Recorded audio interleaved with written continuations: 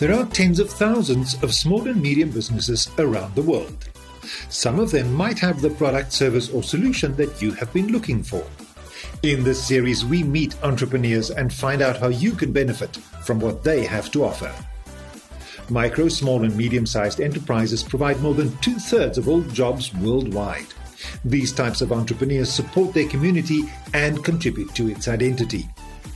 Let's meet one of these people today and find out more about them on Meet My Business.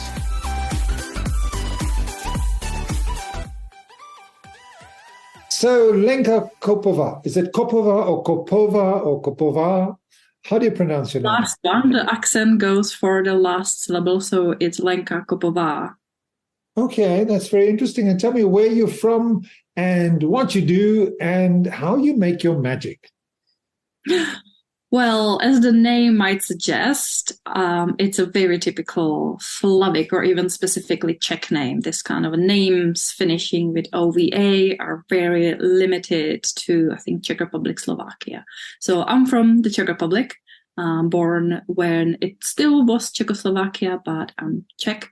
And that's where I am right now. But I lived for a little while in the UK, and now I'm trying to remember how it is to live in Czech Republic, because now I'm a repat. I'm someone who came back after, traveling and learning to live somewhere else. And while being abroad after uni, I got into the world of marketing. I started working in marketing agencies, and very early on, I set up my own business in social media marketing. And it has been evolving for the past couple of years, going from social media management, lots of hands-on support with clients, to evolving into what is the current iteration of my business, which is marketing consultancy, marketing coaching business, where I call myself a marketing therapist, because each session with my client really feels like a therapy session. There is lots of emotions surrounding marketing and sales, especially for my audience. So I work with health and well-being professionals and wellness practitioners, people healing and helping others who really put their hearts and souls into their business, and who often are uncomfortable with marketing and with selling themselves and with providing themselves. And that's where my mission is, to help them bring more fun and joy into their marketing and build thriving businesses as a result.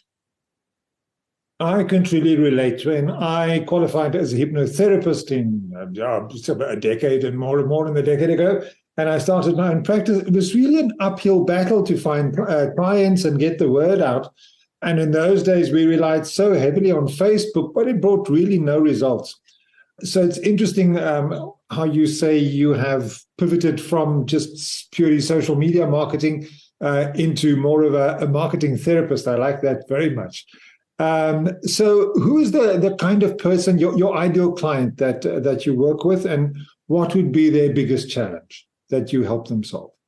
So my ideal client is anyone and everyone in the health and well-being industry, with the caveat that it's not a completely new starting business. It's someone who has been running their coaching business, their Pilates, their neuroscience, their teaching, training, consultancy, healing business for a while, and they have achieved certain level of success. But it's been hard. It is still hard. They still feel that they don't have the business of their dreams. They still don't have the amount of sales they would like to get, the ease of sales, the level of inquiries, and they struggle with marketing. They still feel it to be a challenge on a daily basis to show up, get visible, get enough leads, get enough people into the pipeline, show up on sales calls, and do the selling thing, because often selling is seen as something icky and uncomfortable and salesy, and they don't want to be doing that. But they have a wonderful business already. They love what they do. They're incredible at delivering the work. And they do want to not necessarily level up and grow the business. They want to have a thriving business. They want to have a business that really works for them on their own terms so they can prioritize themselves and take care of themselves. Because it's another challenge lots of health and well-being professionals struggle with, is to have the time for their own self-care, because they're giving out so much of their energy to others, plus then spending all the time on business admin and finances and marketing and trying to make a living. And trying to stay ahead of your fellow therapists or practitioners and, learning and improving yourself. Yeah, surely. So marketing is such a broad term. And if you say that you do therapy with these kind of clients, does it mean you look at their overall marketing, or is there something specific that you only focus on? So we do look overall at their marketing. We look at their marketing strategy. We look at the funnel. We look how it links to the supporting business. So it's not just marketing. It is looking a little bit at the business model.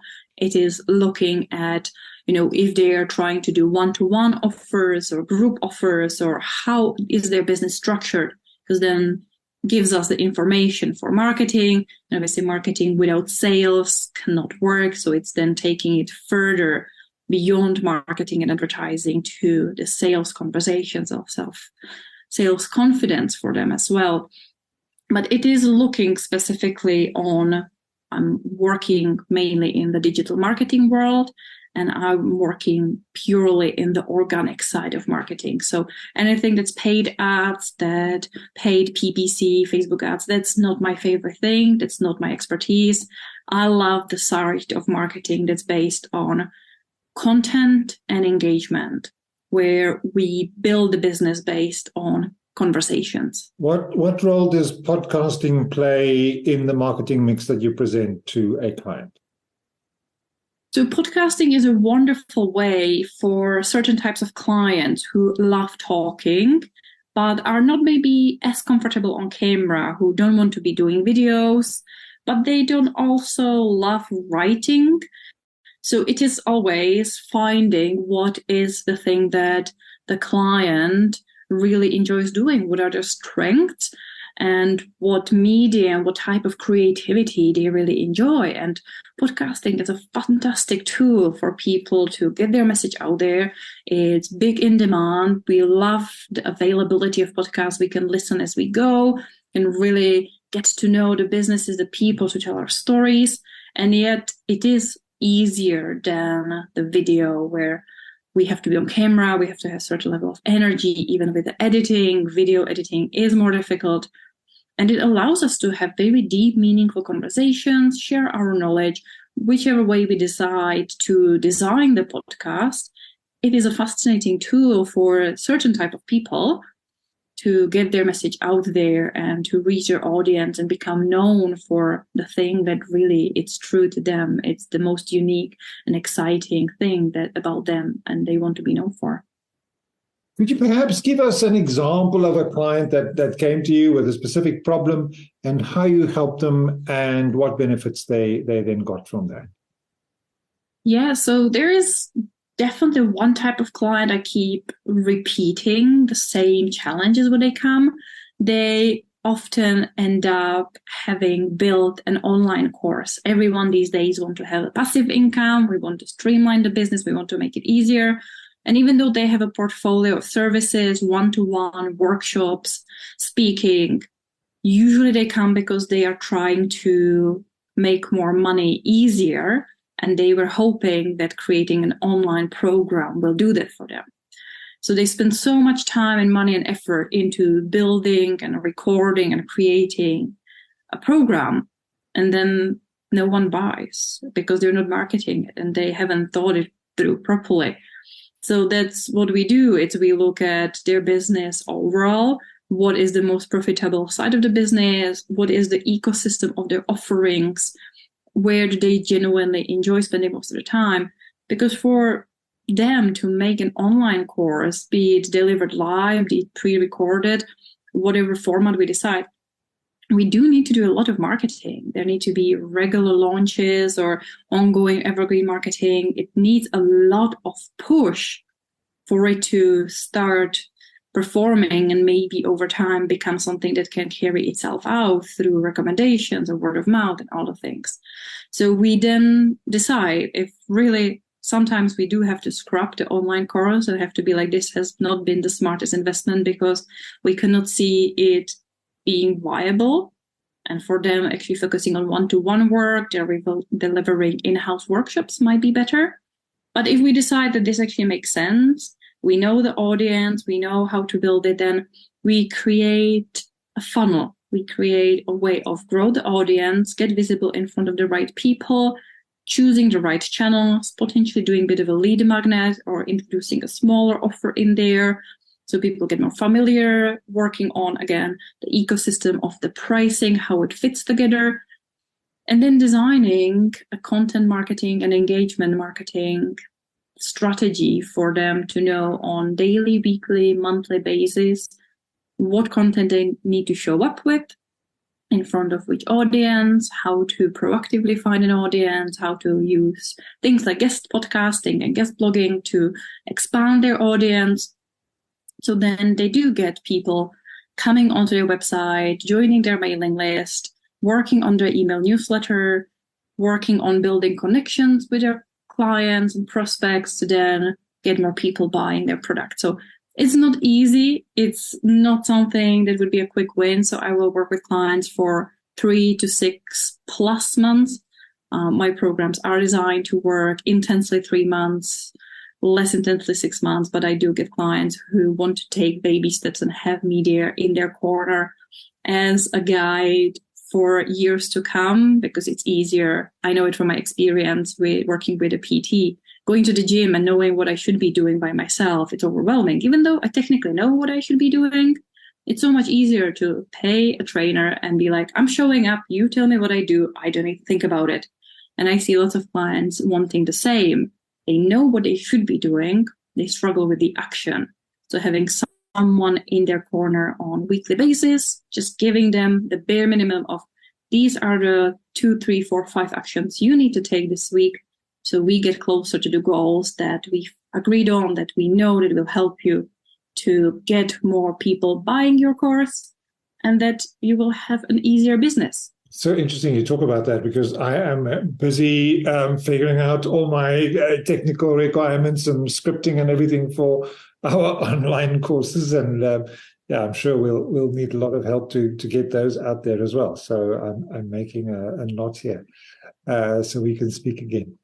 Talk to me about, we're in the same position. We're not in the big markets. We don't stay in those Western countries where things happen, and we kind of provide a service that in no way stands back for what they do, but pricing and those sort of things, we all have our ways around that and how we price for our local markets perhaps and for international markets. How do you go about managing working from where you are and working on a global scale? Well, I had the advantage of I lived in the UK for about 7-8 years. That's where I really started growing my business, and that's where my audience started really growing. So even though I do live in the Czech Republic, I am still targeting mainly UK, Irish, or US audience, because that's where my community has been. And it's been an interesting journey to leave UK, but still kind of be present in there virtually. And for me, it really depends on, you can live in a country, but if you're not targeting people or the audience is within your country, then obviously you will price your points based on wherever you are. You will create the price points, you will design your pricing depending on what the market that you're targeting can handle, which is obviously very different to where you are in Eastern Europe, if you're somewhere in Asia and Africa, or if then you go to UK, European, US, Canada, and that kind of a market. So the question is really, what audience do you want to serve? Where are your ideal customers? And if it's in a global scale, then it makes it easier for you potentially to live in a cheaper country, which is my case. Then you can price at whatever the market can handle out in the UK, and you can work less. That's the whole dream of living digital nomad lifestyle, living in somewhere in Thailand and work a couple hours a day because you're charging US clients big money and you're good. So that's the dream and that's the desire. But for me, pricing, yes, it needs to reflect what the market can handle. You need to be aware of where in the world you're working with people. But part of me also believes that there is abundance around us. And most of my clients, most of the businesses like mine, we don't need hundreds and thousands of clients. We're not going for the huge numbers. We're going for reasonable numbers to give us comfortable living, to give us the financial safety and freedom and comfort, which means that we can pick and choose ultimately the clients we want, and we can price for what we believe we're worth, what is the transformation that we can provide. And somehow, somewhere in the world, there is plenty of people who need that. So I will often recommend my clients to price for what you're worth and don't worry too much about the market, because the right kind of a market with the right kind of a marketing is going to find you anyway. Tell me a little bit about a client's journey when you onboard them. How do you interact with them before you actually decide to take them on as a client?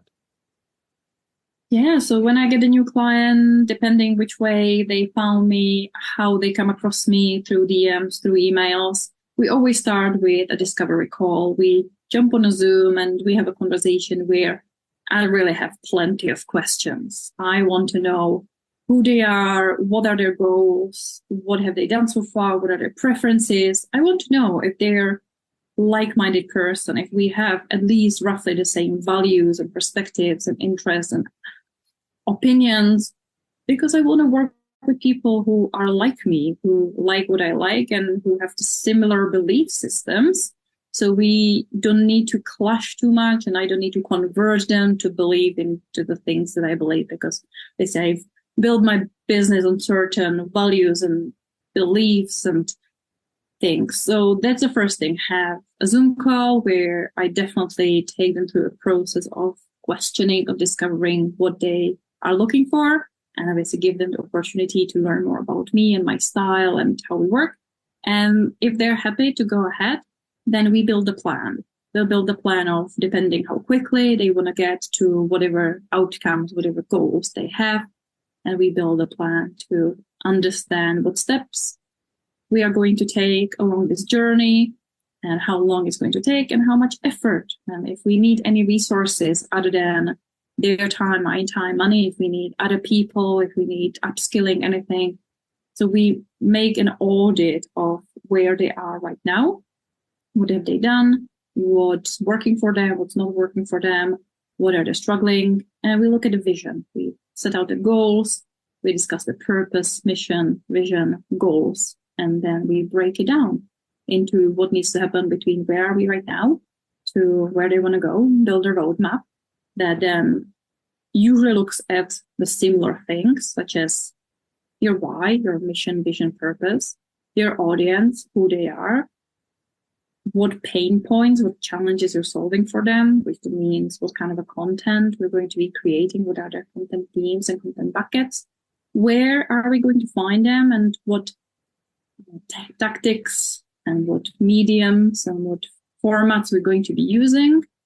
And then putting it all together, shaking it up really hard, and we get a blueprint. We get a framework that they can follow on daily, weekly basis, knowing that they post on LinkedIn, they send a new email newsletter, they create lead magnets, they have mini offers.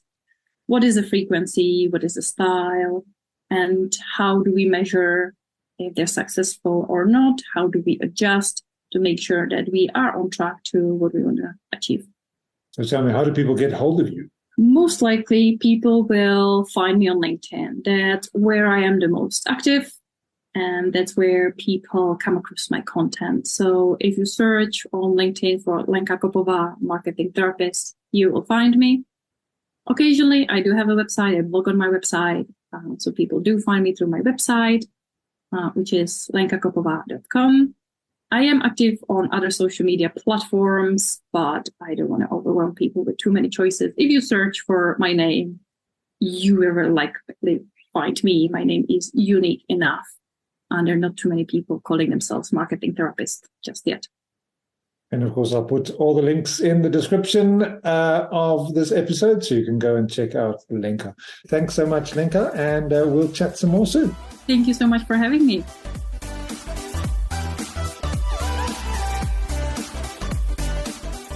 Make sure you support micro, small, and medium businesses. They provide authenticity, originality, and quality. They drive innovation because they want customers to come back. They are part of and help define our communities because they are headed not by executives, but by people. More importantly, you can benefit from their excellent, personalized customer service. Find the contact details of today's business in the description and comments. And join me next time as we discover another business in Meet My Business.